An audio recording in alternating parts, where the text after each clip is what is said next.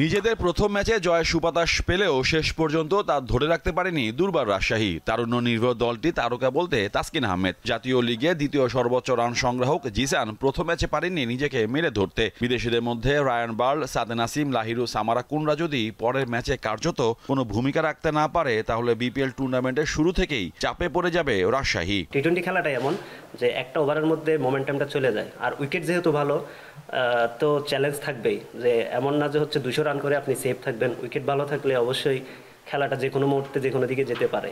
লিটন মুস্তাফিজের পাশাপাশি বিদেশি ক্রিকেটারও পারেনি ঢাকাকে প্রথম ম্যাচে জেতাতে। রংপুরের বিপক্ষে স্পিনে কুপকাত হয়েছে তারা। নিজেদের দ্বিতীয় ম্যাচে জয় ফিরতে চায় সাকিব খানের ফ্র্যাঞ্চাইজি টিম। টি-20 তো অনেক ফাস্ট একটা গেম, সো ওই ক্ষেত্রে মানে দুর্বলতা কি সবাই যার যার বেস্ট দেওয়া ট্রাই করে, তো আনফর্চুনেটলি হয় না বা হয় এরকমই।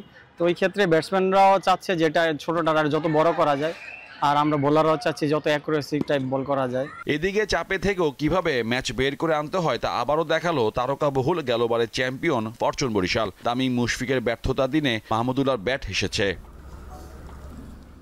7 দলের মধ্যে রংপুর এরই মধ্যে 2টি ম্যাচ খেলেছে। টানা জয়ে তারা এখন টেবিল টপার। আসরের লম্বা রেসে এই অবস্থা ধরে রাখতে পারবে কিনা তা নির্ভর করছে দলের পারফরমেন্সের উপর।